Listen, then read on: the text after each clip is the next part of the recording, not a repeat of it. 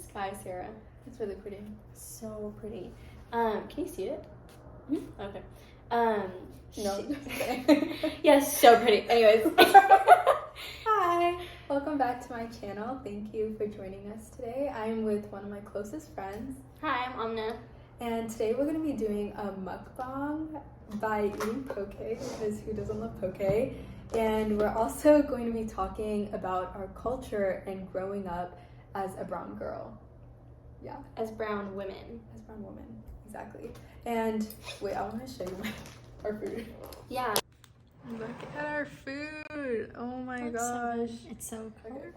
So the first talking point that we really wanted to touch on is whether or not we feel like as brown girls, our culture really impacted how we perceived other brown girls, how we perceived our own culture, whether that be because we were surrounded by other brown girls or maybe we weren't and we were never just exposed to people that looked like us. That's a good question. I know, so I grew up in Plano, Frisco area, and there's, I think, plenty of brown folks there. Like there's a lot of South Asians. At my school, just growing up, yeah, there was a lot of brown kids. So you did grow up in with other brown girls? I think there was plenty of brown kids. When I first started going to school in kindergarten, I did feel a sense of like, these people look like me, like, you know what I mean? Community. Yeah. I think growing up though, no, I definitely wasn't a part of a brown group or like a crowd. All my friends were pretty diverse. I also don't think I was in a group really. But That's good. Yeah. As a child though? Even as a child, I wasn't. There was a lot of, I feel like, diversity in the people I was friends with. Yeah. I think that was the same with me, especially whenever I grew up, especially in elementary school. I was probably the only brown girl. Really? Yeah, in my elementary school, I think it was just me and one other girl. And I would get my, like, the fellowship of being surrounded by brown kids at church. That would be, like, the only place that I would be able to be surrounded by other brown kids. It's because they didn't go to your school, or it's because you weren't hanging out with them actively? Oh, they didn't go to my school. I was like the only brown kid, like brown girl. Yeah, Wow. Isn't that crazy? Yeah, I was I like, didn't know that. yeah, I had no brown friends at all, except at church. But my school life is completely different than my church life. And I was gonna ask, like, when you were a kid, how did that make you feel? Just a disclaimer, I feel like we should put it out there. People have real issues, like, yes, there are like a lot of serious things, and these aren't things to complain about necessarily, but I do think it's important to talk about these things, because you don't want kids to feel the way, at least I felt. Yeah, at least at one point in my life, you know? Yeah, so that's another thing that I really wanted to touch on, because whenever I was growing up, I was the only brown girl, right? It was kind of because of that I first started feeling kind of lost in my own identity, meaning that I did not want to be Indian. I did not like my culture. I did not want to be associated with my culture. We were talking about this earlier, but in fact, I would actually pray. I was like, God, why wasn't I born white?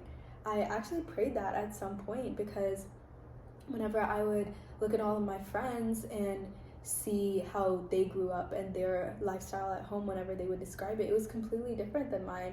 My parents were really, and I'm so grateful for them today. Like, everything that they did and everything that they taught me, 100%, I'm so blessed. But at the time as a child, the only things I would care about is like playing and getting toys and stuff like that. Like fitting in with the crowd. Fitting in, exactly. Yeah. And sometimes my parents wouldn't do that. My parents wouldn't buy me everything that I said I wanted at the store. Yeah. And they would be really big on me learning math as a child. Really big on me learning math. I know. What does that have to do with this? Because like my friends would be like, okay, they would say that they would be going out and playing computer games and stuff like that. Oh. But my parents, they would like, you could only have 10 minutes on the computer daily. Yeah, you were just like, you can only have 10 minutes on the computer daily, and then you have to learn multiplication. Yeah, I wasn't allowed on the weekdays to go on the computer until I started rebelling in 5th grade. Because of that, like, I never really liked my culture growing up. It's really sad now that I think, like, my childhood self, it's really sad. And I know a lot of other people probably experience that too. I completely relate, because I definitely, when I was a kid, and this makes me so sad, that I used to pray, God, like, why wasn't I born white? Yeah. and I would ask to be white. I'd be like, God, can I just be reborn and white and not remember this much? And I think relatively, like, we're lighter skinned, and that impacts a lot of the way you feel, or a lot of the way that, unfortunately, people in the brown community treat you. I think that's something to consider. Like, we didn't get the worst of it, but still, I would literally look at my skin and be like, why do I have to look like this? And that's really sad. This is, like, aside from culture, because I loved being Pakistani. Like, I loved it. As a child? Like, I loved, you know, dressing up in traditional clothing. You know, I spoke Urdu at home. I don't know, I loved my culture. I still do. Like, alhamdulillah, you know. But I do think it was the being brown that gets to your head. That's how it was for me, at least. Yeah, like, what about a little traditional bit different. clothing and like? Because what about that aspect of culture? That's interesting, because as a child, I always loved dressing up in cultural clothing whenever I went to church. And whenever we would sometimes go to the grocery store, after church, we would be still dressed in our cultural clothing. And I would go to the grocery store, and I'm like really shy, right? But as soon as someone compliments me, like, oh, I really like your outfit, or I really like your dress, I'm like, okay, maybe I look good. I refuse to go inside the grocery store. Like, I refuse to go inside. Yeah, it was after people started complimenting me that I was like, okay, maybe this does look cool, like, you know, because when you go in, you're the only one dressed like that, and everyone knows it's cultural clothing because it's so different. So when people would start complimenting me, I was like, okay, maybe I do look good, maybe I do look cute. But wearing it in front of my friends, it was more like, well, they really, yeah, that was my perception of it. It was really based on other people's opinions, which is crazy because now I don't care about other people's opinions. Also, another thing, my mom, every year for Eid, or for, like, different weddings or whatever the occasion was, she would always do my henna. And I loved it, right? And I would go to school, and I would literally, like, people would be like, oh, like, what type of tattoo? Like, why did you draw on your hands? Someone once told me, have you washed your hands? Someone told me that. In high school. Yeah, they were like, it's been on your hands, like, for 5 days now. So you haven't washed your hands for 5 days? The audacity. In high school, someone told me that. I was like, what? Yeah, in elementary school. And I get it because, you know, a lot of kids who aren't brown haven't seen that growing up. So it makes sense. But still, I would literally feel so embarrassed. Like, I would be like, oh my God. And I remember this one time, you know, I had, like, henna on my hands, and this girl who's Indian, she's like, is this Mehndi? And I literally was like, yeah. And I was so excited. I didn't feel like I had to, like, hide that part away or, like, be embarrassed, you know, because it was relatable to her, but also she was like, oh, like, you know, it's normal. It's normal. Yeah, exactly.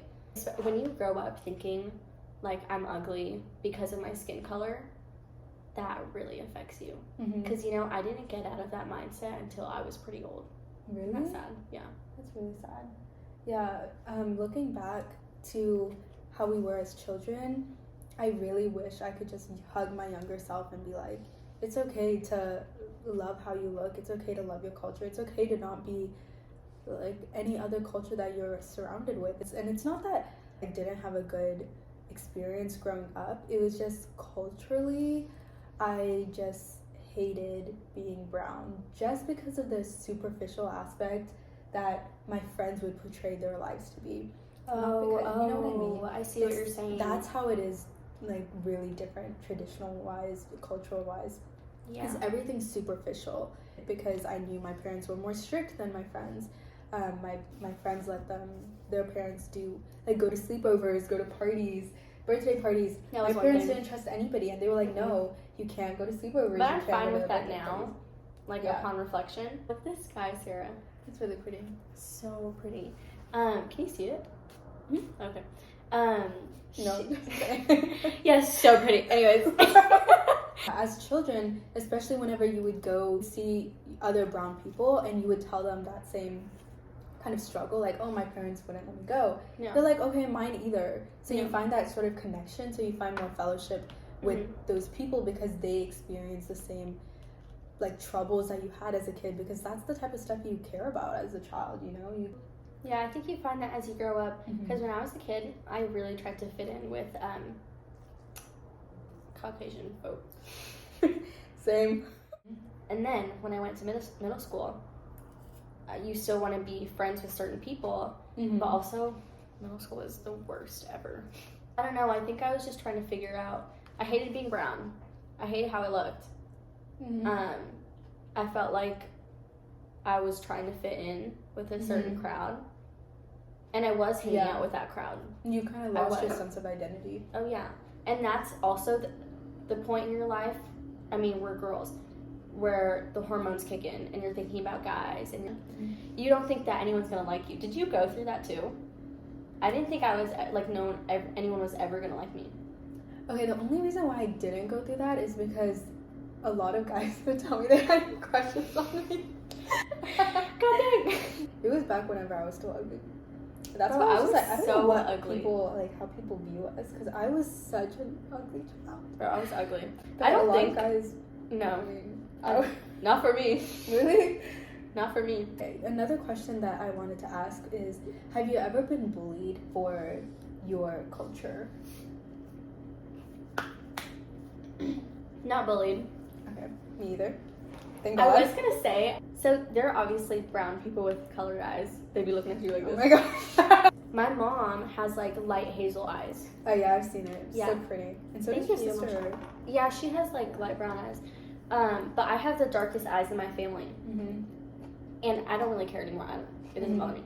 But when I was a kid, my mom used to wear gray contacts. I think someone had told her once about like her eyes aren't pretty. I don't know. Ooh, someone would told her she didn't have pretty eyes.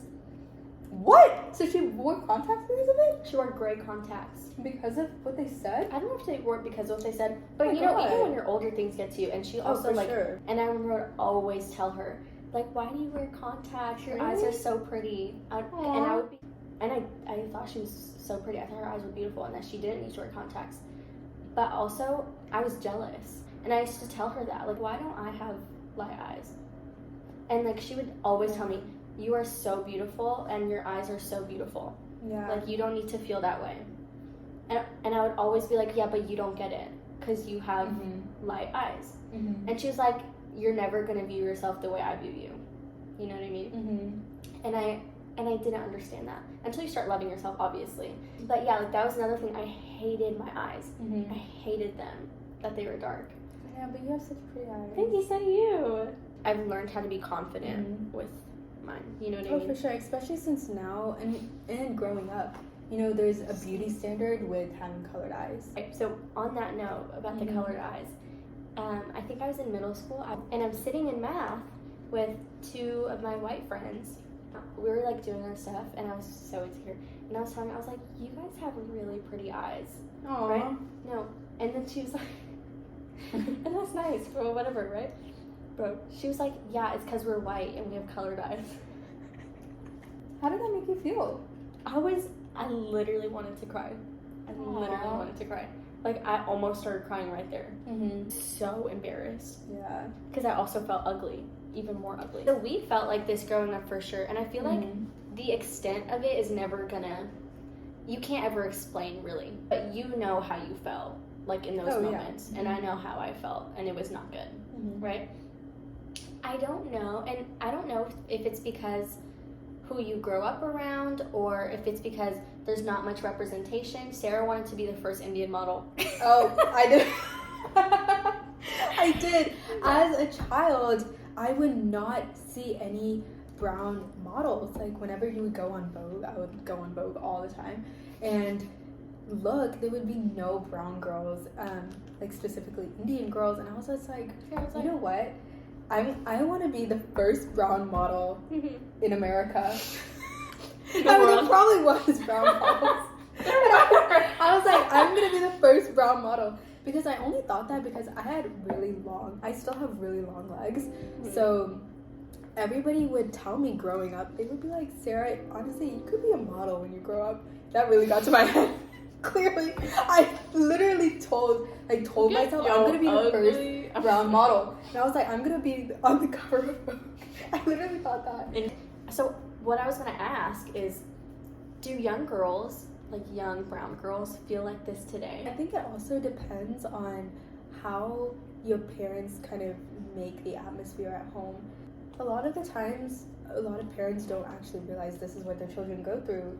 You know, in America, you're growing up in front of like people that are different from you, and if their parents are immigrants, they haven't experienced that because you grow up in India like around the same like colored people, you know, which is a crazy thought to think about. But if you grew up back home, the only people who feel the way that the things we were talking about are people with darker skin. yeah, So for example, we probably wouldn't feel as much as the way we did growing up, yeah, thinking our skin was ugly, because unfortunately that's what's considered beautiful. Like, Yeah. it's so sad. yeah. That's And that another makes me- talking point. yeah. Skin color within the brown community itself, because as Amna was mentioning earlier, we are like lighter skin, and especially for South Indian, specifically from Kerala, a lot of people don't think I am from Kerala.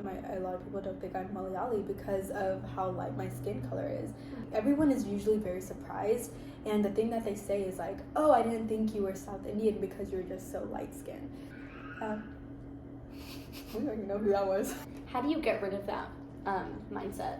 Whenever I used to like go out a lot in the sun when I was a kid, and like I was telling you, like I get tan. I've heard comments before saying like, oh God, I don't even know like what type of comment, those type of comments saying like, Oh no, 100%. like what is an I agree. example? Because I can't think of. Yeah, an example would be a lot of brown kids, a lot of brown girls, they don't want to spend too long in the sun, or Yeah, don't during spend too long in summer, the sun. Don't yeah, spend too much time in the sun. Like, or in the summer they don't really want to play outside because they're afraid their skin is going to get really dark. Yeah, exactly. You know, and it's not because they're sacrificing their own happiness and what they want to do.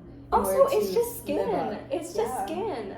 Like, why do all we have skin that color is so standard? beautiful. And you know what? Like, now I tell myself, like, God put me in this skin and it's beautiful. Like, I don't Yeah. need to feel like I'm not as good as anyone. I don't need to feel like I'm better than anyone because, like, God created us the way He created us. Yeah. And there's a purpose behind that. It's just hard now, at least growing up, especially being brown, as that standard that people have for you. And I feel like it's still very, very prevalent today, and I honestly don't even know how to get rid of it. Maybe we are taking a step towards being better through the representation that we see through social media. Also, if there's representation in the type of products that you want to buy. I know a lot of the times when we were younger that wasn't really the case, but nowadays there's so many shade range in the things that you want to buy, and before it was never like But that. even now, like, Even now, I it's have, not the best. yeah, exactly. I still can't find anything that's my shade. But it's like, okay, the shade range was pretty much created not for people of color. Okay, let's come back. We're gonna eat a little bit. Yeah. Because we didn't eat anything. I haven't eaten. Okay, we're gonna eat a little bit and then come back. And Okay. then we're gonna continue. Okay, we're back. And so I was thinking about it, and I have another question. Okay. Did your parents know the way you felt? No. Not me either. Because they didn't know that these are struggles that you go through with the people that you grow up with, they never really felt the need to address these things or like make efforts to make sure that we know and love our culture. Our experiences as children really will impact how we are as parents, because we know that in America these are the type of things that children will go through. How do you feel now as a brown, like, woman? Yeah, that's honestly a really good question. Now I'm so thankful to be brown. Just kidding. No, but honestly, I am so blessed to be brown, to have my culture, to have my traditions, to have my cultural clothing. I have so much pride when I wear cultural clothing now that I didn't have as a child. And I have so much pride eating cultural foods, and you know, people appreciate it more, I feel like, because of social media and how times change. It's not only that now I feel like I'm not embarrassed, but I'm so unapologetically Pakistani. Yeah. Like, alhamdulillah, like, I'm so glad that, like, I've reached that point, Mm-hmm. because I don't have to feel like I'm better than anyone, nor do I have to feel like inferior because of my ethnic background. Yeah, exactly. Yeah. I feel like that's a really, really important thing. And that's why it's so sad whenever I think about little baby Sarah and knowing how sad she was to be brown. Basically now, like, I don't feel inferior, and back then we did. Dang. Yeah. We unraveling a lot today. Mm-hmm. Like, being brown is one aspect of our life. Oh, yeah. But I do find myself, like, wanting to connect with my language and wanting to connect with my culture and all these different things because it is one part of my identity. Mm-hmm. And I don't have to be that. apologetic about it. Mm-hmm. Yeah. So, it's, yeah, I think, honestly, that's a really good way to kind of just conclude everything, is that being brown and having your own culture as being brown is only one aspect of the many different blessings that you have in your life. And it's okay to go through a period that you don't want to be brown and you hate being brown. But it's also really important to make sure you get out of that mindset and not stay complacent and so hateful to how you grew up. Like, that's part of who you are, and you kind of need to honor that and respect that. And God made diversity in such a beautiful way. And I'm just so blessed now to be brown. Thank God. Yeah. No, you're so right. You don't need culture to feel blessed. You don't need culture to be, proud or anything like that. But it is one aspect of, like, our lives that God blessed us with. And we should be able to celebrate that. You know what I mean? Yeah. Even though it doesn't come first at all in any way.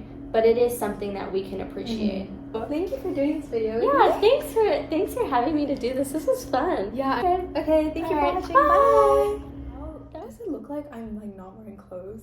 If I right in front of me, Yeah, it looks like I'm there we go. naked. There. Okay. No. What? You could. Stop, Freya. What? Where's my phone? I said Britain is a country. Is that the same That thing? you.